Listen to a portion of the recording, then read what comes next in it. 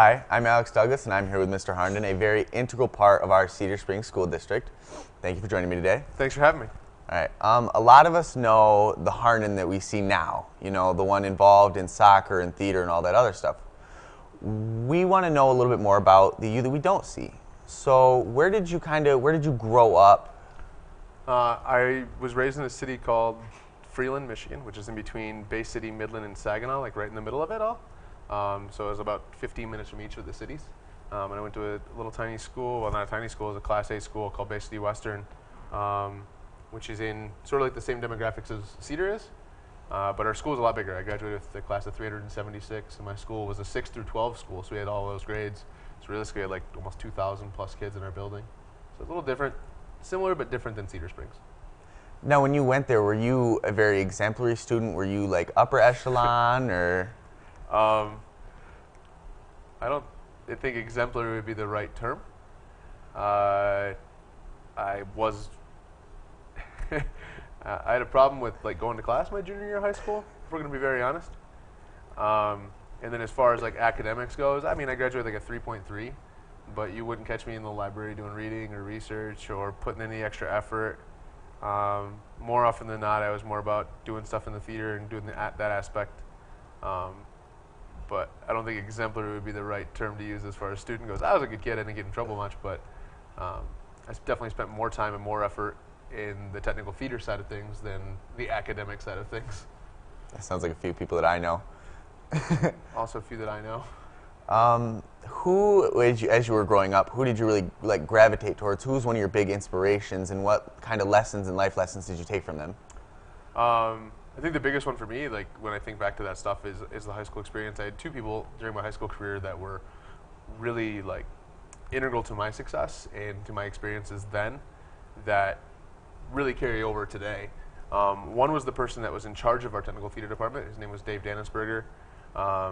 He was in charge of that for my first 2 years, my freshman and sophomore year, and then he resigned and sort of got out of the job at the start of my junior year. But he taught me how to be a leader. He taught me how to work hard, taught me that you need to be committed to certain things, and that realistically the whole concept is bigger than you ever will be. And then the other one would be my theater teacher, Ron Mendikowski, who taught all my drama classes there, who's still teaching today. Big Polish dude, played the accordion, sang happy birthday to kids in Polish when it was their birthday. Definitely interesting, but he had the aspect of being fun and relatable and energetic and outgoing, and really gave the students an outlet to be themselves and succeed in what they wanted to do. And I try to take that into what I do every day. Now, have you been in any sort of contact with them since you've fulfilled? I don't know if that's the right phrase to use there, but now that you're an adult and you've done so many great things. First off, I like to think of myself as an adult, but I generally don't act like an adult, so I don't know if that's the most accurate term. I've seen Dave a few times. Probably my third or fourth year over here, I ran into him in Grand Rapids. He actually moved over to Grand Rapids and lived in Ada for a while. So I saw him there. We talked a couple times there. And then my old theater teacher, we still stay in contact as much as we can. I'll get back there a few times a year, maybe. It used to be more. And I'll still go back and visit and talk to him. I'll shoot emails back and forth on a regular basis during some like show times and things like that. So yeah, we still talk. I think it's important to give back, to give credit to the people that helped you and allowed you to do certain things that you really enjoyed. I think it's important to give back to them and give them some credit when they need it too. Now, are they the ones that kind of instilled the admiration and passion you have for the theatrical side of things and the technological side of things that you have now, or was that more done on your own? Where did you really develop that passion? I think I developed a passion in high school, but I think it started way back in the day. Like, I'll talk about my relation with my parents and how they did things. While the childhood wasn't always like sunshine and roses and rainbows, it was a pretty good childhood. I got a pretty good work ethic from my dad. Like, he didn't let me slack too much. In the school setting, he's like, yeah, that's what it is for the most part. But instilled a pretty good work ethic in me. And my mom was a theater major in high school, in college as well. So she sort of had a theater background, and she sort of pushed me to get involved in the technical theater stuff when I was in 8th grade, 9th grade, when I first got into high school, to get involved in that. So really, it started there. And then in high school, it just gave me the opportunity to do things that I wanted to do. So after you had forged that passion in high school and that drive, what was your first step out of high school to develop towards what you have now? Going out of high school, I mean, I immediately went to Saginaw Valley State University for my undergrad. I knew I wanted to be a teacher. I knew that I thought it was important to give back and do the right stuff there. I started out as a history major and a theater communication minor. Took one history class, realized I didn't want to know that much and memorize that much facts. So we bagged that decision. And then I got involved in the theater department there and started hanging out with the people there. And it's interesting when you get to college because you run into people that have a lot of similarities as you would. And I think when you're in that sort of niche together, it's a cool environment to be a part of. And the theater one is a close thing because you're constantly with each other inside of class time, outside of class time, doing labs, rehearsals, text, set builds, whatever it may be. And then that environment was great too. I had my professor there, Steve Erickson, was phenomenal, one of the smartest guys I've ever met in my life, and especially in the theatrical sense. So just taking that step, getting to Saginaw Valley, getting to college, getting on the right track there, and into a good school. I thought the school fit what I wanted to do. So that's about that one. So now we've talked about college. We're going to talk a little bit about your professional career. When did you first come to Cedar Springs? And you're very involved now. You're involved just about everything. Did you start out that way, or did it slowly ease into it? How did that all develop? I moved to Cedar Springs in 2003, 2004 school year is my first year here, so this is like 14 years. I think my 14th year here. And I was 23 years old, out of college a year and a half, moved over here, didn't know anybody in West Michigan, didn't know anybody on the west side, so it's easy to get involved right away because you need something to attach to and lock into. So I try to get involved as much as possible. I directed the spring show that year. The choir teacher at the time agreed the year before to switch and do the fall show. So she did the fall show, so I got 6 months of getting adjusted into the school as much as possible. I jumped in and became an assistant coach on the boys soccer team right away and doing all that stuff. And then I think I got involved a ton right off the bat and got invested pretty quick right away because this is what I think where I wanted to be. It's the right place to be in, and it was the right time in my life to be in, getting involved. No married, no kids, things like that. So it's easy to do that stuff. So I think I jumped in pretty much two-footed as fast as possible. And we all know that you spend a lot of time around the school, with your theater programs and soccer. What do you do when it's just you, when you have free time and you find time to yourself? What do you enjoy doing and what do you find fun? It depends on the time of the year, really.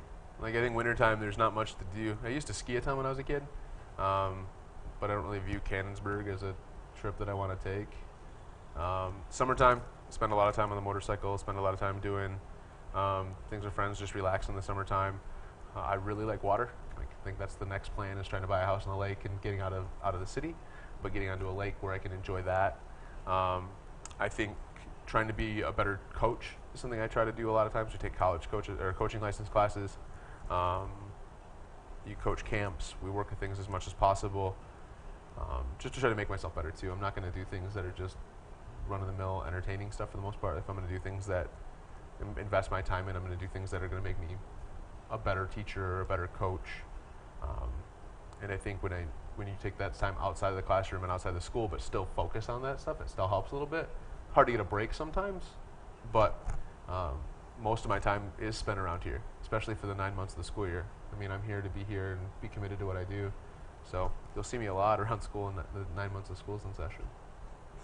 Okay, and then lastly, now that you're older and you've experienced so much more life than a lot of the people who are going to watch this have, what kind of advice would you give them and that you wish you might have gotten or taken when you were younger? I'm not sure I really like you referring to me as older. I mean, I don't think I'm like with a walker and a cane or anything like that. I still feel like the majority of people I hang out with on a daily basis are the age of 14 to 18, so I don't really feel like I'm in my late 30s. But I do think you've experienced stuff, and there's a lot of stuff and that kids can understand that I wish I would understood more than anything else. I think one of the things that has taken me a long time to learn, and I still am trying to perfect it more and more, is just know when to shut up. I think we talk too much. I think our generation and the people that we deal with, whether it's the students or teachers or parents or employees or coworkers, whatever it may be in your life, I think we do a lot of the talking rather than a lot of the listening. I think the other part that I try to do is no matter what you do, you should be passionate about it. If you're passionate about it, you'll be more invested. And then I think if you're going to do something, you do something. You don't just stick your foot in the water and dip your foot in. You jump in the water and see what happens. I think you need to be fully invested and committed to everything that you do. Because I think if you don't, you're shortchanging not just yourself, but other people involved in that activity. So I think it's the three things: is just learn how to listen, be committed to what you do, be passionate about it, and enjoy everything. And if you can do those things, I think life is a great thing. The other thing that sticks out to me this morning is I watched a TED Talk this morning, and I think everybody should watch TED Talks. By the way, those are phenomenal and awesome. And it just talked about this guy talking about we've all got this plan of what happens if we fail, or I don't get the job, or I don't get into this college. But I think a lot of times, and he talked about it a lot, is what happens. What's our plan with the fact of if this happens? Like, I get the job that I want, I get my dream job, I get the right thing, the right situation, I get the right education, I get into the right school. That most of us don't have a success plan. You have that goal, but you don't have that success plan. That once you achieve that goal, what's moving on next and what's forward in it. And I think we as people generally just look to the tip of our nose and not past it, and often past it will lead to way better things and way more stuff than you ever could imagine. Well, thank you for your time. It was very much appreciated. Thank you. And this has been Alex Douglas with CSTV. Join us tomorrow live at 1 for your daily announcements and news. And remember, it's a great day to be a Red Hawk. Have a good one.